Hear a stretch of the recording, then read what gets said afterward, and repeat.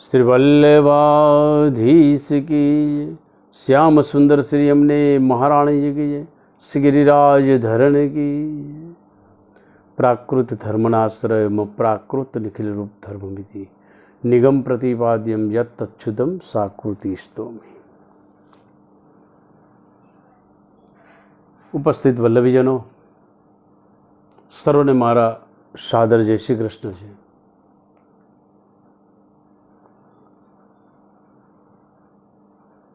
અષાઢના મલ્હારમાં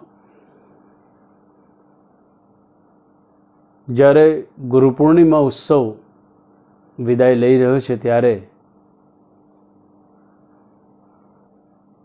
એ શ્રાવણિયાના હિંડોલા ઉત્સવની શરૂઆત થઈ છે। આમ તો આપણે માનવ જીવન જોડે ભક્તિમય વાત કરવા જઈ રહ્યા છે, પરંતુ જેમ કહેવાય છે કે સાથીઓને જ્યારે ઉપસાવો હોય છે, એ સ્વસ્તિકપણાનો જે સાથીયાનો ઉપસાવો હોય તો પહેલાં નીચે લેપણ કરવું પડે છે। એમ વિષયના ગર્ભમાં જતાં પહેલાં એની પૂર્વભૂમિકા અને પૂર્વભૂમિકા અનુસંધાનિત હિંડોલાની રંચક ભાવને સ્પર્શ કરી અને આપણે આગળની વાતનો વિસ્તારથી સમજવાનો પ્રયત્ન કરીશું। હિંડોલા ઉત્સવ જ્યારે આ મલ્હાર જ્યારે શ્રાવણના સર્વે આ મલ્હારમાં બની અને રીમઝીમ વરસતા હોય, પ્રકૃતિ સોળે કળાએ ખીલી ગઈ હોય, બાગ ઉપવનોમાં હરિયાળી છાઈ ગઈ હોય અને તેવી વખતે પ્રીતમના મિલનના પ્યાસા બની શ્રી રાધા રાણીજી હિંડોલાના મનોરથનું સાજન કરવા માટે પ્રેરાઈ રહ્યા છે। કારણ કે જેમ પૂર્વમાં જે 40 દિવસનો ફાગોત્સવનો મનોરથ છે એ શ્રી ઠાકોરજીનો મનોરથ છે અને આ હિંડોલા ઉત્સવ છે એ પ્યારીજીનો મનોરથ છે। જ્યારે પ્રકૃતિમાં પ્રેમ રસના સાગરો જ્યારે છલકાતા હોય અને માદકભર્યા વાતાવરણમાં જ્યારે સર્વાંગમાં એક રોમાંચ, એક પ્રેમ પ્યાસ બની રહેતી હોય, તેવી વખતે જ્યારે ઉન્માદિતપણું જ્યારે બહાર ઉછારા મારતું હોય છે ત્યારે આવા કંઈક મનોરથોનું સાજન થતું હોય છે અને એવા યુગલાત્મક સ્વરૂપને ઝૂલવા માટેનો ઉત્સવ એટલે હિંડોલા ઉત્સવ છે। વૈષ્ણવજન આપણે એ તો સમજવું છે કે હિંડોલા વાસ્તવમાં હિંડોલાનો અર્થ શું થાય? હિય ડોલા ઇતિ હિંડોલા, જે ભીતરમાં હિય ડોલા એટલે ભીતરનું હૃદય જ્યારે પ્રભુના મિલનથી જ્યારે ઝૂલવા લાગે છે, એ ઝૂલવા લાગે છે, પણાનો જે ભાવ હૃદયમાં પ્રગટ થાય છે એ હિય ડોલા ઇતિ હિંડોલા। આમ પુષ્ટિમાર્ગીય હવેલીઓમાં હિંડોલાનો ઉત્સવ એ સંધ્યા આરતી પછી થતો હોય છે। જેને ત્યાં ઘરોમાં અષ્ટયામ સેવા હશે તો અષ્ટયામ સેવામાં સંધ્યા પછી એ હિંડોલાનો ક્રમ આવતો હોય છે અને ઘણા ખરા વૈષ્ણવમાં એમના ઘરોમાં રાજભોગ સુધીની સેવા જો પહોંચતા હોય તો રાજભોગ પછી હિંડોલા આવતા હોય છે। હિંડોલા આમ જોવા જઈએ તો યુગલ સ્વરૂપ 4 હિંડોલાના સ્થાનો બતાડ્યા છે। એક તો નંદાલયમાં હિંડોલા ઉત્સવ ઉજવાય છે, બીજો શ્રી ગિરિરાજની તરેડીમાં, ત્રીજો યમુના પુલિનમાં અને ચોથો વન ઉપવનની નિકુંજમાં। આ 4 સ્થાને હિંડોલા ઉત્સવ ઉજવાતા હોય છે। પ્રભુ અકર્તુમ સ્વરૂપ છે। ઠાકોરજી એકી સાથે ચતુર્વિધ પ્રકારની લીલામાં પ્રવૃત્ત થતા હોય છે। જે સમયે નંદાલયમાં આપ યશોદાના પટાંગણમાં જ્યારે આપ હિંડોલા ઉત્સવમાં આપ ઝૂલી રહ્યા છો, એ જ વખતે આપ વન નિકુંજમાં પણ સખીઓના ભાવથી ઝૂલો છો ગિરિરાજની તરડીમાં પણ ઝૂલો છો અને યમુના પુલીને પણ આપ ઝૂલી રહ્યા છો. શ્રી ઠાકોરજી આમ તો 4 ભાવથી 8 દિવસના પ્રકારથી આ હિંડોલા ઉત્સવ 32 દિવસનો હોય છે. જ્યારે અધિવાસનનો પ્રશ્ન આવે છે તો સુરંગી હિંડોળાનું અધિવાસન એ તો હવેલીઓમાં થાય, નંદાલયમાં થતું હોય છે. વૈષ્ણવના ઘરોમાં તો લગભગ નથી થતું હતું. છતાં કદાચ કોઈ કરતું હોય તો ગુરુની આજ્ઞાનું અનુસરણ કરીને કરી શકે. તો આ હિંડોલા ઉત્સવ જે છે એ પ્રેમ ઉન્માદિતનું પ્રતીક છે. પ્રભુને મિલન માટેની અધેરિતામાં અને વ્રજભક્તો દ્વારા એ યુગલ સ્વરૂપને પૂર્ણતઃ સુખાર્થ આપવાના મનોરથો આ હિંડોલા ઉત્સવમાં હોય છે. અને એટલા માટે જ 4 યુથાધિપતિ જે છે એના ભાવથી એ તમામ પ્રકારના સાજ શિંગાર અને સજાવટો આવતી હોય છે. આમ તમે હિંડોલાના દર્શન કરો તો જે હિંડોલો જે કાષ્ઠમાંથી બનતો હોય છે એ પ્રતિમા જે છે એ પ્રતિમાનું સ્વરૂપને જો આલેખીએ એ સ્વરૂપ સાક્ષાત શ્રી પ્યારેજીનું સ્વરૂપ છે. અને પ્યારેજીના હૃદયમાં પ્રભુ ઝૂલી રહ્યા છે. જેમ કે હિંડોલાના 2 દંડા આવે છે, એક આડસ્તંભ હોય છે, નીચે એના આધારના સ્તંભ હોય છે. 4 દંડીથી ચોકી ત્યાં આગળ ઝૂલી રહી છે. મધ્યમાં સિંહાસન છે, ઉપરના ભાગમાં 2 કલશ છે, મધ્યમાં ચમરી આવે છે. આ હિંડોલાના આપણે દર્શન કરી રહ્યા છે. આ સર્વાંગ શ્રી પ્યારીજીના છે. જે બંને જે આધાર આપવાના જે સ્તંભ છે નીચે એ પ્યારીજીના ચરણ છે. અને જે આડબંધ છે એ શ્રી પ્યારીજીના હસ્ત છે. અને જે કલશ છે એ પ્યારીજીના કુચ કલશના ભાવથી આવતા હોય છે. 4 દંડીના પ્રકાર એ 4 યુથાધિપતિના ભાવથી આવે છે. જે સિંહાસન છે એ હૃદયરૂપી સિંહાસન છે. અને જે ચમરી આવે છે એ ચમરી એ પ્યારીજીની ચોટીના ભાવથી આવે છે. આમ સમસ્ત હિંડોલાનો સ્વરૂપનો આકારમાં જે સ્વરૂપ છે એ પ્યારીજીનું સ્વરૂપ છે. અને પ્યારીજીના હૈયામાં જે યુગલાત્મક સ્વરૂપના જે સંયોગાત્મક ભાવથી જે ઝૂલી રહ્યા છે એ ભાવનું પ્રતિકાત્મક પ્રકારે આપણે નંદાલયમાં હિંડોલાના દર્શન કરતા હોઈએ છીએ. સારસ્વતકલ્પમાં એ રાધારાણી અનેકવિધ પ્રકારના સખીજનોના મિસથી સખીજનોના મનોરથ પૂર્ણ કરવા માટે એ સંયોગાત્મક લીલા નંદાલયમાં પણ કરી છે, ગિરિરાજજીની તરટીમાં પણ કરી છે, શ્રી યમુના પુલીને પણ કરી છે અને વન ઉપવનની નિકુંજમાં પણ કરી છે. આ 4 સ્થાન એવા છે પુષ્ટિમાર્ગમાં, એ 4 સ્થાને પ્રભુનો સંયોગ છે, પ્રભુની લીલા છે. યમુના પુલીને જ્યારે પ્રભુ ગૌચારણ લીલા કરવા માટે પધારતા હોય છે ત્યારે જેમાં પુષ્ટિ ગાયો હોય છે એ સખીજનો વન ઉપવનને ત્યાં આગળ પ્રભુ સાથેની લીલાત્મક પ્રકાર છે.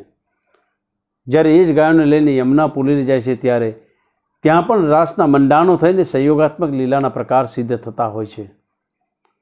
તો પ્રભુ અને શ્રી ગિરિરાજજીની તળેટીમાં અખંડ લીલા આજે પણ ચાલી રહી છે. આજે પણ યમુના પુલીમાં એ લીલા થઈ રહી છે. અને એ લીલાના સાક્ષીવત સ્વરૂપ જે છે શ્રી ગિરિરાજજી બાવા, શ્રી યમુનાજી. એટલા માટે મહદ કૃપા શ્રી યમુનાજીની આપણા પર હોય, શ્રી યમુનાજીની પ્રસન્નતા હોય તો ચોક્કસ આપણાને પણ એ સંયોગાત્મક રસના ભાવનો સ્વાદ આપણે માની શકીએ છીએ. તો આમ હિંડોલા ઉત્સવ પર વિશેષ વિસ્તાર ન કરતા આ ટૂંકમાં સૂક્ષ્મતાથી એ સ્વરૂપનું ભાવન, સ્વરૂપમાં થઈ રહેલી લીલા, ચતુર્વિધ પ્રકારની સ્વામીજીઓના ભાવથી જે કંઈ પ્રકારથી વસ્ત્ર શૃંગાર ભોગ ઇત્યાદિ સાજ સામગ્રી સર્વ કંઈ આવી રહ્યા છે અને એ પ્રકારના ભાવથી આપણે એ નંદાલયમાં અગર આપણા ઘરે મનોરથ કરતા આપણા ઘરે પણ આ પ્રકારથી આપણે શ્રી યુગલ સ્વરૂપને ઝુલાવી એનો આહલાદક આનંદ આપણે પ્રાપ્ત કરી શકીએ છીએ. વાત જે કરવી છે, વાત તો એ છે કે જે ધર્મશાસ્ત્રોમાં લખ્યું છે, જે પ્રભુએ લીલાઓ કરી છે, જે અષ્ટસખાઓ લીલાઓ ગાઈ છે, જે લીલા અંતર્ગત પ્રભુના સ્વાનુભવના 284 વૈષ્ણવ આપણે ત્યાં બિરાજી રહ્યા છે. આચાર્ય ગુરુદેવ, પૂર્વના આચાર્યો, વર્તમાન ગુરુદેવો, અન્ય કે ભગવદીઓ ઇત્યાદિ જે કંઈ આપણાને સત્સંગાત્મક પ્રકારનું પરોસન પીરસી રહ્યા છે, આ તમામ પ્રકારનું આપણી પાસે હોવા છતાં પણ આ પ્રેમરસના ધોધ, એ ચાહે વચનામૃત હોય, ચાહે શાસ્ત્ર હોય, ચાહે પછી કોઈ ભગવદીનો સત્સંગ હોય, અનેકવિધ પ્રકારથી એ પ્રભુના પ્રેમરસનું વર્ષન તો થઈ જ રહ્યું છે. છતાં પણ વિટંબના અને વિકટતા એ છે કે આજનો માનવ આજે પણ એટલો પ્રેમરસનું વર્ષન હોવા છતાં પણ કોરો ને કોરો છે. ઘણી વખત પ્રશ્ન જાગે કે પ્રભુની આટલી સુંદર લીલા, શ્રી મહાપ્રભુજી આટલી બધી કૃપા કરી, એ નિકુંજ નાયક આપણાને માથે પધરાઈ આપે છે, આપણા ઘરે બિરાજી રહ્યા છે, છતાં પણ આપણે કોરા.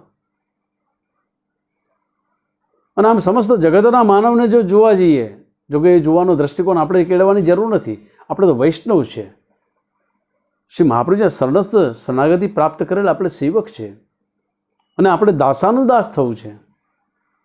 અને આ માર્ગમાં આવ્યા પછી માર્ગના જે પ્રભુ જે છે, યુગલ સ્વરૂપ જે છે, એ રસને માણવો છે, આ જીવનની ધન્યતાનો અનુભવ કરવો છે. આપણે ઘણી વખત એવું કહેતા હોઈએ છીએ કે અમે તો દાસાનું દાસ છે. દાસાનું દાસનું કોણ થઈ શકે? કેવી રીતે થવાય? શબ્દ બોલવાથી થઈ નથી જવાતું.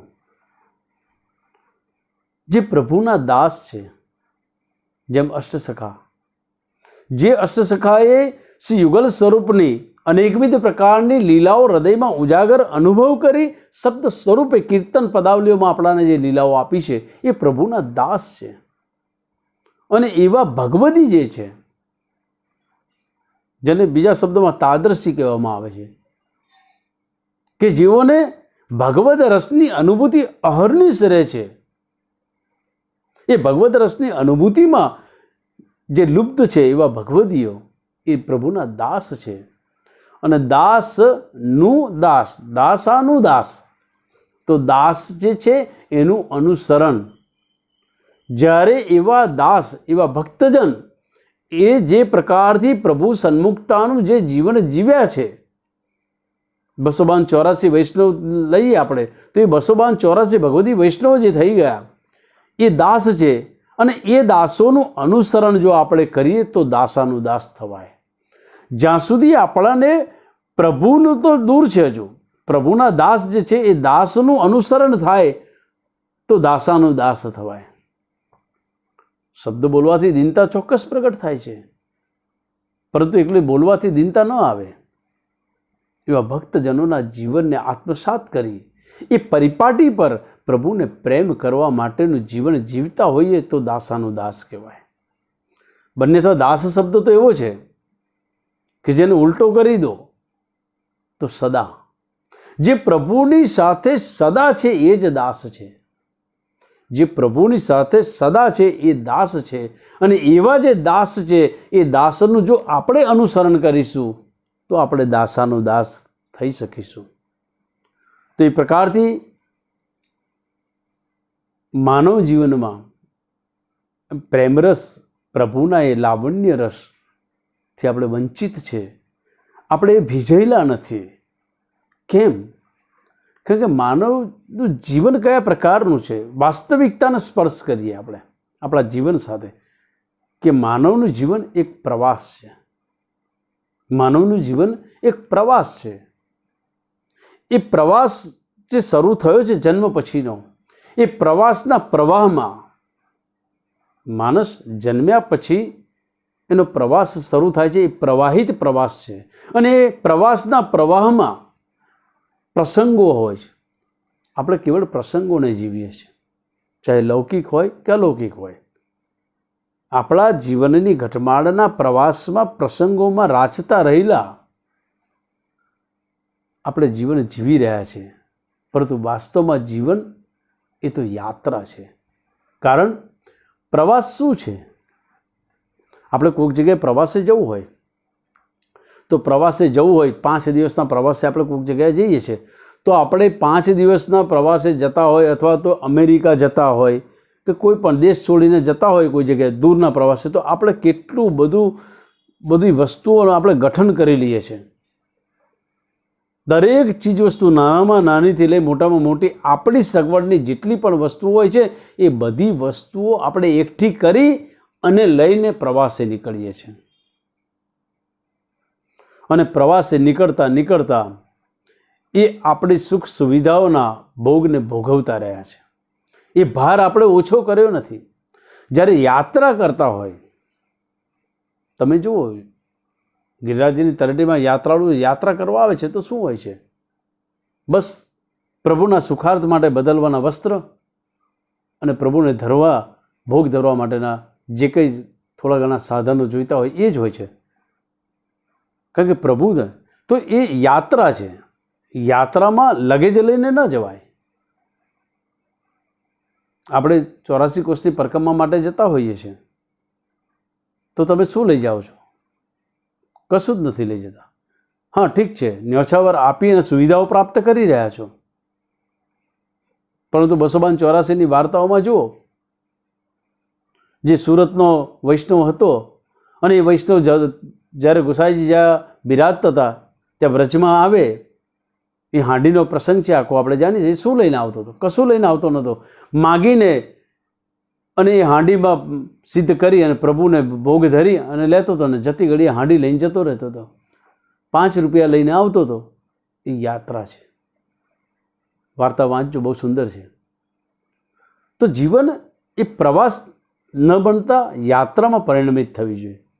પરંતુ આપણી યાત્રા ક્યારે શરૂ થાય છે? આપણે જ્યારે વૃદ્ધ અવસ્થા પ્રાપ્ત કરીએ છીએ ત્યારે આપણે યાત્રા. કારણ કે આપણે કોઈ બી ભગવત ધામમાં જવું હોય તો આગળ એક કીર્તન આશ્રય પદ હું હમણાં લઈશ, જન્મ સબ બાત અને બીત ગયો. બહુ સુંદર સુરદાસજીએ એમાં વાસ્તવિકતા આપણને સમજાવી છે કે આપણે શું કરી રહ્યા છીએ. પ્રભુના સુખાર્થ માટે, પ્રભુની પ્રાપ્તિ માટે, આ જીવનની ધન્યતા, આ માનવદેહને પાવન કરી વૈષ્ણવતાને સાર્થક કરવા માટે આપણે અવેર કરી રહ્યા છીએ. માણસ જન્મ લે છે, ત્યાર પછી વય, વૃદ્ધિ, વિકાસ, એની જે જીવન યાત્રા છે, વય, વૃદ્ધિ, વિકાસ, અને ત્યાર પછી વિસ્તરવું, અને પછી છેલ્લે વંદના. આ એનું જીવન.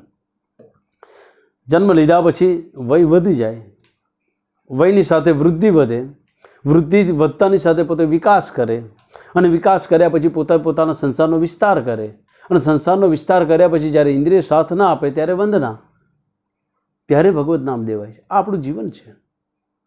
પરંતુ માનવનું જીવન, આપણે એવું જાણીએ છીએ કે માનવનું જીવન આપણે અનેકવિધ પ્રકારથી રંગીન બનાવીએ છીએ. ચોક્કસ બનાવો છો. જન્મ લીધા પછી તમે તમારી કક્ષા પ્રમાણે તમે તમારા જીવનને રંગીન બનાવો છો. કારણ અને રંગીન બને છે એમાં તમે સુખ શોધો છો અને સુખને અનુભવ કરો છો. એ નાશવંત સુખ છે, ક્ષણભંગુર સુખ છે. આપણે સુખની વ્યાખ્યા શું કરીએ છીએ? સુખ કોને કહેવું? આપણાને મળતી તમામ આધિભૌતિક સુવિધાઓ જે છે એને સુખ કહીએ છીએ. ઉષ્ણકાળમાં એસી જોઈએ, જેના ઘરમાં એસી છે, ઇત્યાદિ અનેકવિધ ભૌતિક પ્રકારથી દરેક વસ્તુ હોય, એ આપણી પોતાની પલપલની ક્ષણની જરૂરિયાતોની સગવડો આપણાને પ્રાપ્ત કરવી અને આપણી પાસે હોવી એટલે આપણે સુખી.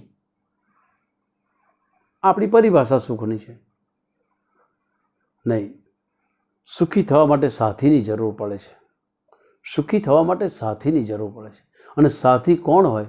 શાશ્વત સાથી જોઈએ, નાશવંત નહીં. શાશ્વત સાથી હોય તો સુખી થવાય. જીવનને તમે ગમે તેટલું કરીને રંગીન બનાવી શકશો, પરંતુ સંગીન નહીં બનાવી શકો. સંગીન નહીં બનાવી શકો, કારણ કે સંગીન બનાવવા માટે સાથી જોઈએ, અને સાથી પણ તે શાશ્વત સાથી હોય તો જીવન સંગીન બને છે. જેમ સૂર્યનો ઉદય થાય, સૂર્યનો ઉદય થતાં મધ્યાહને સૂરજ તપતો હોય છે અને સાંજે અસ્તાચળના ઓથા હેઠળ આથમતો જતો હોય છે. બસ આપણા જીવનમાં પણ કંઈક આવું જ છે. જ્યારે જન્મ લીધા પછી, તમે બાળપણને વ્યતીત કર્યા પછી જ્યારે તમે અર્થોપાર્જનમાં જાઓ છો, સુખ સુવિધાઓને સંપન્ન કરો છો, સાધન સંપત્તિનો વૈભવ વધારો છો, એ જ્યારે વધારો જો સૂર્ય ઉગે છે, એ તમારો દિવસ ઉગ્યો છે, તમારી ચડતી જેને લૌકિકમાં પ્રગતિ કહેવામાં આવે છે, અને પ્રગતિની ટોચ જ્યારે મધ્યાહને તપે છે, અને તે વખતે આપણા સંસારમાં, આપણા સમાજમાં, આપણા મિત્ર વર્તુળમાં અનેકવિધ જગ્યાએ આપણે આપણો રોબ જમાય છે, આપણો તાપ જમાય છે. એ મધ્યાહન છે આપણો. અને મધ્યાહને જ્યારે તાપ જમાવી રહ્યા છો, વરસાવી રહ્યા છો, પોતાનું પ્રભુત્વ, પોતાની પ્રાધાન્યતા આપ સમાજને, કુટુંબને, અત્ર તત્ર સર્વત્ર તમે બતાડવાનો, કીર્તિમય કરવાનો પ્રયાસ કરી રહ્યા છો.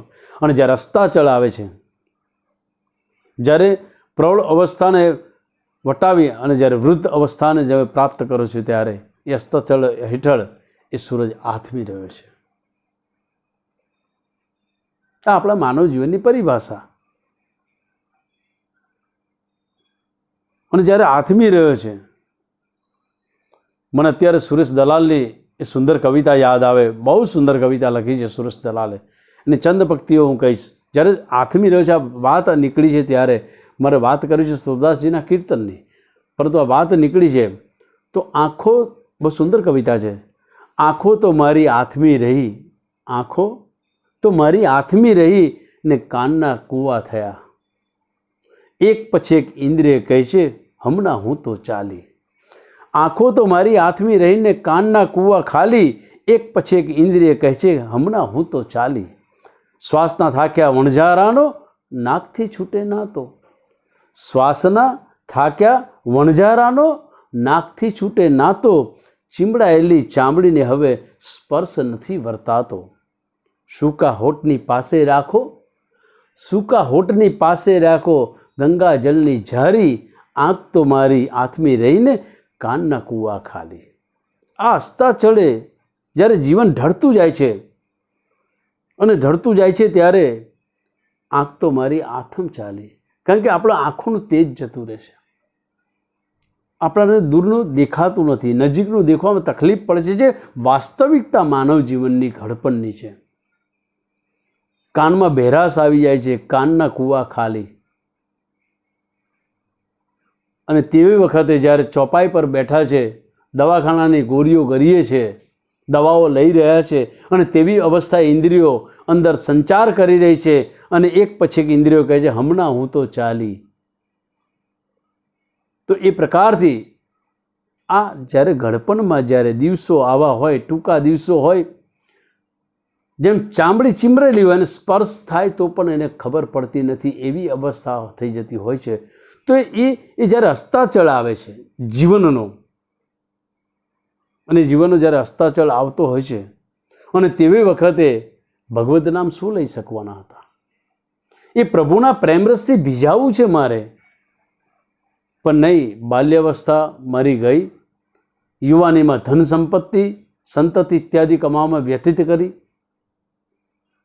પ્રૌઢ અવસ્થામાં સંસારની મોહમાયા જકડી રાખ્યા, અને વૃદ્ધાશ્રમે વૃદ્ધ જ્યારે થયા છો તે વખતે શરીર સાથ આપતું નથી હોતું, અને આમને આમ બાતન સબ બીત ગયો.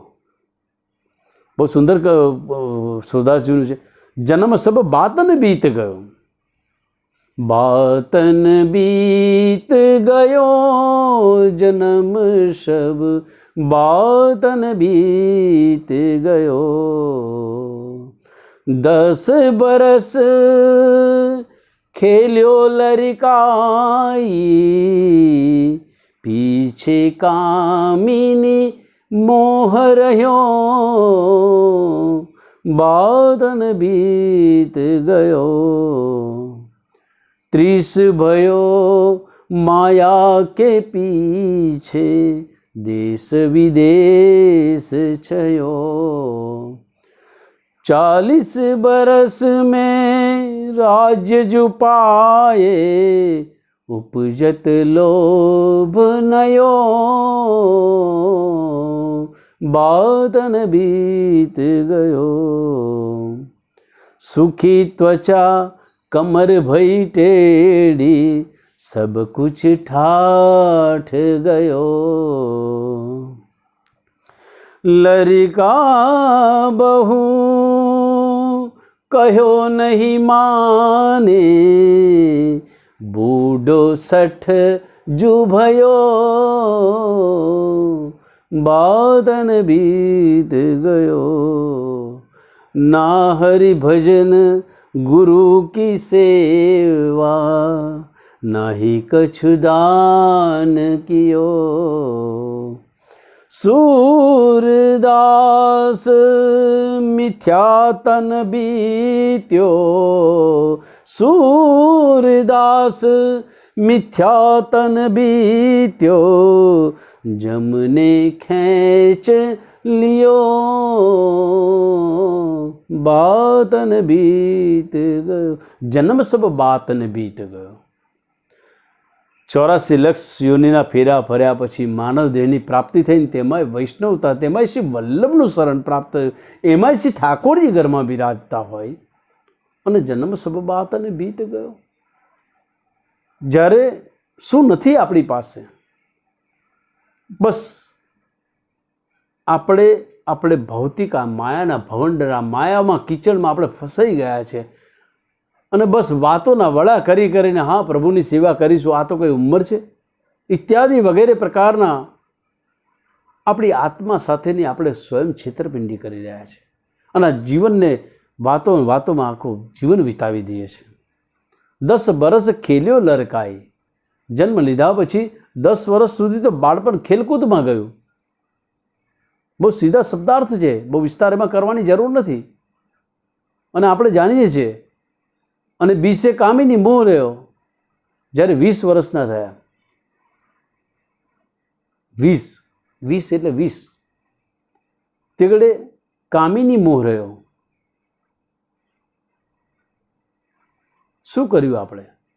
10 વર્ષ આપણા આમને આમ બચપનમાં ગયા, થોડાક કંઈક પગભર થયા ના થયા અને પછી કામિનીમાં મોહિત થયા અને એ સ્ત્રી, ભાર્યા, પત્ની અને સંસારમાં ગળાડૂબ થઈ જાય છે, ભગવદ નામ વિસરાઈ જાય છે।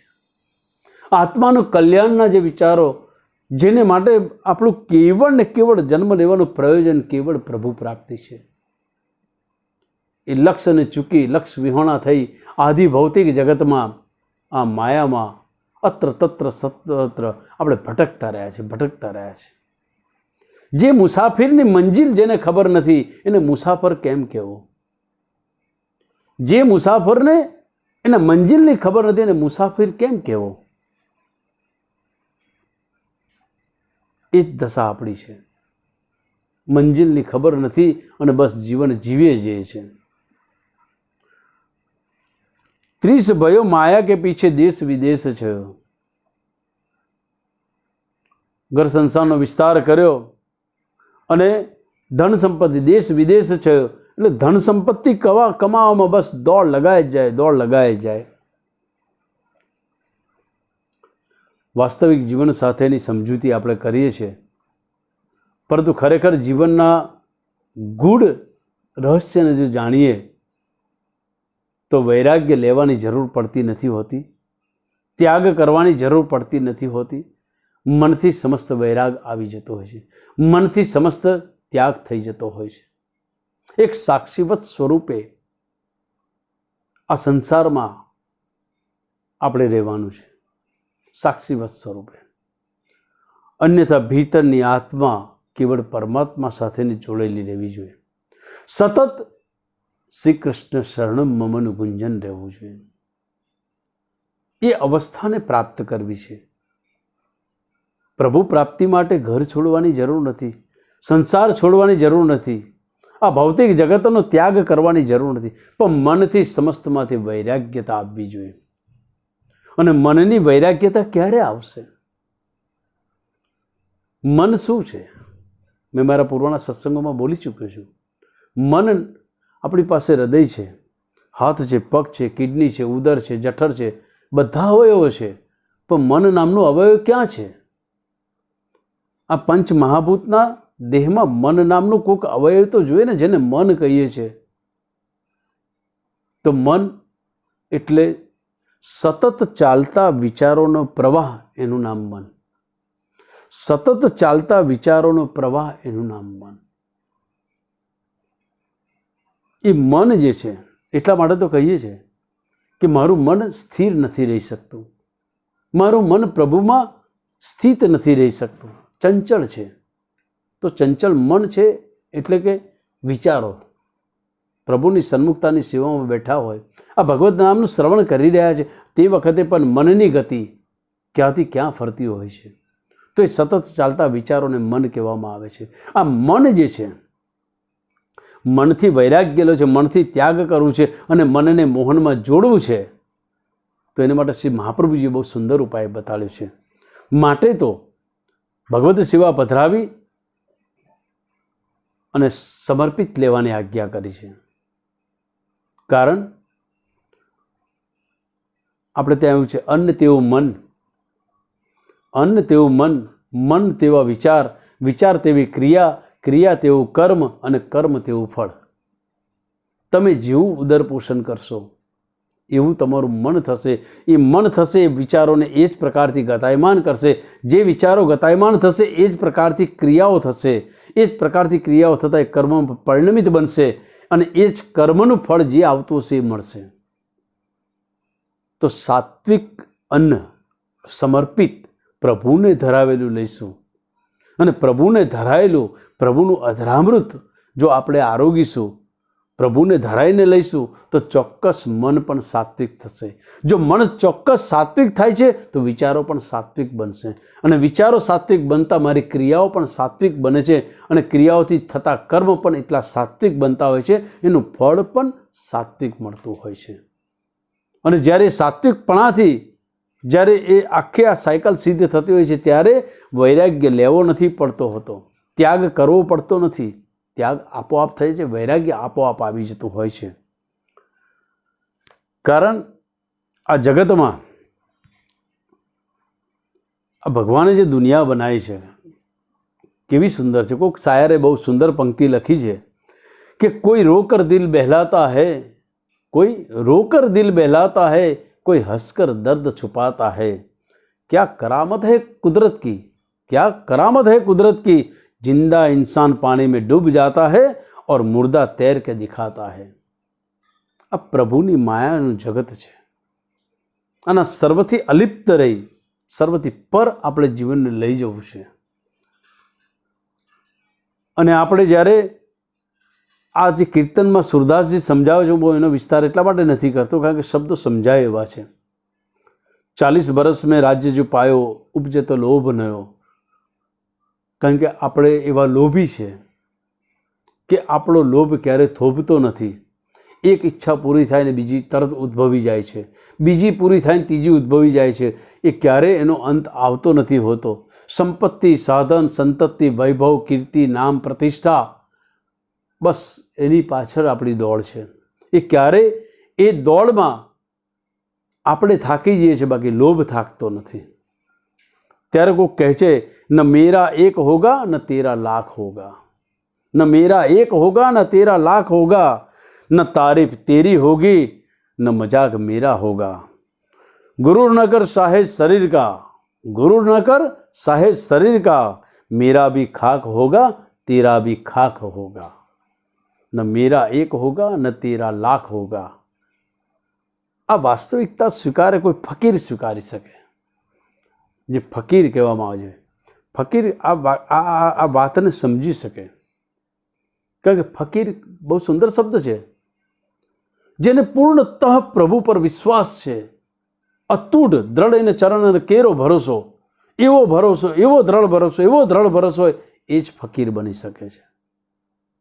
જેને વિશ્વાસ છે ઉપરવાળા પર એ જ ફકીર બને છે. જેને વિશ્વાસ નથી એ તો બધા રાજાઓ બનીને બેઠા છે, ઠાઠ બાઠમાં રહેવાવાળા છે. જે આજનું જીવન વર્તમાન જીવી રહ્યા છે, આજની પળ, હજુ કાલની તો એને ખબર પણ નથી, આ ક્ષણ પછીની ક્ષણ પણ ખબર નથી, છતાં પણ એ વર્ષોના વર્ષો કેવી રીતે જશે એને માટેનો ઉપાર્જનોમાં લાગેલો રહે છે. કારણ કે પ્રભુ પર ભરોસો નથી, શ્રી ઠાકોરજી પર ભરોસો નથી. તો એવા ફકીર જે હોય છે, તો એ ફકીરાઈ ત્યાં ક્યારે આવે? આપણે ત્યાં શાસ્ત્રમાં ગુસાઈ જે શબ્દ આવે છે, ગુસાઈ, એની વ્યાખ્યાતા એક જગ્યાએ મેં વાંચી હતી. એ ફકીર શબ્દ પરથી ગુસાઈ આવ્યો છે. મને લાગે દિવ્ય પ્રેમ નામના ગ્રંથમાં મારે વાંચવામાં આવી હતી, દિવ્ય પ્રેમ ગ્રંથમાં એ ફકીરમાંથી ગુસાઈ શબ્દ આવ્યો છે. તો ફકીર આ હોય. વિશેષ તો શું કહું, આ જીવન માટે જ્યારે હિંડોળા ઉત્સવ ચાલી રહ્યો છે અને શ્રાવણ એ તો ઉત્સવની શિખર છે, ઉત્સવો આવે છે, એક એકથી ઉત્સવો. ત્યાં આગળ આવશે શ્રાવણ સુદ એકાદશી, દ્વાદશી આવશે, રક્ષાબંધન આવશે, જન્માષ્ટમી આવશે. પર્વોનો પર્વત એટલે શ્રાવણ. એ ઉત્સવમાં ઠાકોરજીને અનંત અનંત સુખ દેવાના મનોરથો હોય છે. અને એવા મનોરથોના જ્યારે દિવસો હોય, આ પવિત્ર માસ શ્રાવણ ચાલતો હોય અને હિંડોળાનો પર્વ ચાલતો હોય, પ્રભુ યુગલ સ્વરૂપ અત્યારે ઝૂલી રહ્યા છે અને આપણા મનોરથ નિત્ય નવતન જાગે અને યુગલ સ્વરૂપને આપણા ગૃહમાં બિરાજતા એ નિકુંજમાં, એ નિકુંજ નાયકને યુગલ સ્વરૂપે ઝૂલાઈએ અને આહલાદકતાથી આપણે પ્લાવિત થઈએ કે મારા વાલાને સુખ દેવું છે, મારા પ્રભુને સુખ દેવું છે. અને મારા પ્રભુને સુખ દેવામાં હું સન્મુખ જાઉં તો મારા મુખડું જોયા પછી, મારા ભીતરના ભાવને જોયા પછી મારા પ્રભુની પ્રસન્નતા હોવી જોઈએ. જો આપણે ત્યાં સેવાક્રમમાં જ્યારે પ્રભુનો શૃંગાર ધરાયા પછી જ્યારે દર્પણ દેખાડીએ છીએ અને દર્પણ દેખાડીએ છીએ ત્યારે આપણે એ બતાવીએ કે પ્રભુ વાલા આપને સુહાય એવા શૃંગાર તો થયા છે ને. તો તે વખતે જ્યારે દર્પણમાં પ્રભુને સન્મુખ ધરી અને આપણે એ જે શૃંગાર કરીએ એનું અવલોકન દર્પણમાં કરીએ, તે વખતે અગર શ્રી ઠાકોરજીને મંદ મંદ મુસ્કાનવાળું સ્વરૂપ જો દેખાય તો સમજવું કે પ્રભુને આ શૃંગાર શોભાયા છે. અન્યથા અગર જો પ્રભુનું મુખડું એટલું ખીલેલું ન હોય, માયુસતા લાગતી હોય તો સમજવું કે પ્રભુને આ શૃંગાર નથી શોભાયા. તો આ પ્રભુ સાથેનું જે સંયોગાત્મક પ્રકારમાં આપણા ભીતરના ભાવ જોડાઈ જવા, તો જોડાવાનો પ્રકાર અષ્ટયામ સેવાનો પ્રકાર શ્રી મહાપ્રભુજી એટલા માટે તો આપ્યો છે કે પ્રભુ સાથે સંયોગાત્મક સુખમાં પ્રભુની પ્રસન્નતાને પામો અને પ્રભુને પ્રસન્નતા આપો. અને બસ એ જ આપણું સાચું જીવન છે. બાકી આમ વિચારીશું કે અત્યારે તો મારા ભણવાના દિવસો છે, અત્યારે તો મારા કમાવાના દિવસો છે, હજુ તો મારી કંઈ ઉંમર થઈ નથી, હજુ તો સંસારની ઘણી બધી જવાબદારીઓ છે, ઘણી બધી જવાબદારીઓ નિભાવવાની છે. ત્યાર પછી નિવૃત્ત અવસ્થાએ ભગવત નામ દઈશું, સત્સંગ કરીશું, વાંચન કરીશું, વ્રજમાં જઈશું. આ ખોખલા વિચારોથી પોતાની આત્માને ન છેતરશો. જાગ્યા ત્યાંથી સવાર, સૂઝ પડી સમજ પડી ત્યાંથી સવાર કરો. પ્રભુની સાથે રહો, પ્રભુને યાદ કરો. નિત્ય પ્રભુ ઘરમાં બિરાજતા હોય તો પ્રભુની સન્મુખતાનું સેવન કરો, પ્રભુના ચરણસ્પર્શ કરો. 284 ભગવદીઓને બે હાથ જોડી એનું અવગાહન કરો. 16 ગ્રંથ આપ્યા છે, એમાંથી બોધ ગ્રહણ કરો. આપણી લૌકિક ભૌતિક જગતની જિંદગીમાં પ્રભુને સાથે રાખી પ્રભુને સોહાય એવું જીવન જીવવાનો પ્રયત્ન કરીએ તો ચોક્કસ આ જીવન એ પ્રવાસ ન બનતા આપણી યાત્રા બની જશે. અને જીવન તો એ જ છે કે જીવન યાત્રા, જીવન પ્રવાસ ન ચાલે. આપણે પ્રવાસી જીવન જીવી રહ્યા છે, નહીં જીવવું જોઈએ. આપણે જીવનને યાત્રામય જીવન જીવવું છે. અને યાત્રામય જીવન જો જીવીશું, જેમ યાત્રામાં ભગવદ નામ લેતા લેતા લેતા મંજિલ કાપતા કાપતા કાપતા એ લક્ષ્ય સુધી આપણે પહોંચતા હોઈએ છીએ. અને પહોંચ્યા પછી એ જે કંઈ ભગવદ નામ લીધેલું જે ઉર્જા પ્રાપ્ત થઈ છે, સમસ્ત ઉર્જા શ્રી પ્રભુના ચરણોમાં સમર્પિત કરીએ છીએ. એમાં જીવનમાં જન્મ લીધા પછીની આ જીવનની જે યાત્રાની શરૂઆત આપણી થાય છે, એ યાત્રામાં ભગવદ નામ લેતા લેતા પ્રભુના સુખાર્થના ભાવોનું હૃદયમાં સાજન કરતાં કરતાં એ ઠાકોરજીને સોહાય એવું જીવન જીવતા જીવતા આ જીવનને એવું સુંદર બનાવો કે જ્યારે મોતની વાત આવે છે તો મોતને તો ઉત્સવ બનાવવાનો છે. મૃત્યુ એક એવી વસ્તુ છે, બહુ એક સુંદર એક જગ્યાએ લખ્યું છે, મોત બહુ સુંદર છે. કેમ સુંદર છે? લખનારે કેમ લખ્યું હશે? मौत को देखा तो नहीं, मौत को देखा तो नहीं, पर शायद वो बहुत खूबसूरत होगी. मौत को देखा तो नहीं, पर शायद वो बहुत खूबसूरत होगी. कमबख्त जो भी उससे मिलने जाता है, कमबख्त जो भी उससे मिलने जाता है, वो जीना छोड़ देता है, वो जीना छोड़ देता है. मौत इतनी खूबसूरत होती है. જ્યારે જીવનની યાત્રા અને યાત્રાના પડાવ હોય છે, યાત્રામાં પણ પડાવ હોય છે. એ પડાવ જે હોય છે, પડાવ ક્યાં હોય? મનોરથો થાય. પડાવ થાય તો મનોરથ થાય. તો આપણા જીવનમાં જ્યારે આપણે વ્યસ્ત થયા હોય તો આપણો પહેલો પડાવ આવે છે સંસારમાં વિસ્તાર કરવા માટે, સંસાર માણવા માટે, લગ્નનો. એ પડાવ આવે. એ પડાવમાં પણ સુંદર મનોરથ પ્રભુના થતા હોય. અને એ પડાવ આવ્યો છે, ભગવત નામ લેતા લેતા આવ્યા છે અને પ્રભુના સુખાર્થ માટે એક નવતન સ્વરૂપને લાવવું છે. એ ભાવથી લગ્ન વિધિએ, એ લગ્નની સપ્તપદીમાં આપણે જવું છે કે વાલા મારા સુખ માટે નહીં પ્રભુ, આપની સન્મુખતા હું એકલો તો ટહેલ કરું છું, પણ હવે આપની એક નવી સખીને પણ આપની સામે લાવું છું. આપને સોહાય એટલે, આપને સુખ ઉપજે એટલે એ ભાવથી જ્યારે એ પડાવમાં મનોરથનું સાજન કરો, એ પડાવ છે. એમ જીવનની દરેક ઘટમાળમાં જ્યારે પુત્ર પ્રાપ્તિ થાય, સંતતિ પ્રાપ્ત થાય છે, તો સંતતિ પણ પ્રભુના ખીલોના, પ્રભુને એક સોહાય, એક વિશેષ સેવામાં સહાયક સખી પ્રાપ્ત થાય. એ ભાવથી સંસારમાં એ પ્રકારનો વિસ્તાર કરવાનો હોય છે. એ પણ એક પડાવ છે. તો આ જીવન યાત્રામાં પડાવે મનોરથ કરતા જવાનું છે અને જીવન યાત્રામાં આગળ ને આગળ જવાનું છે. જ્યારે યાત્રા સંપૂર્ણ યાત્રાના પડાવ, છેલ્લા પડાવ આવે છે, ત્યારે જેને આપણે મૃત્યુ કહીએ છીએ, તે ઘડી ઉત્સવ બની જતો હોય છે. એ ઉત્સવ બની જતો હોય છે અને એ ઉત્સવ બનાવો છે, મૃત્યુને ઉત્સવમાં પરિણમિત કરવા માટેની યાત્રા, જીવન યાત્રા. એ જ ભગવત તદ્રુપતાની જીવન જીવવું, પ્રભુને સોહાય એવું. એ જ આજના દિવસે હિંડોળા પર્વના ઉપલક્ષતામાં માનવ જીવનને સાર્થકપણાની આ ચંદ ભાવોના વાતો જે કે મારા હૃદયમાં ભાવ જાગ્યા હતા, એ સર્વ ભાવો શ્રી ઠાકોરજીના ચરણોમાં સમર્પિત કરી અને એ જ વિનંતી કરું કે પ્રભુ એ જીવન મારું અને બધાનું જ યાત્રામય જીવન બને એવી કૃપા અમારા સર્વ પર કરજો. એ જ અસ્તુ.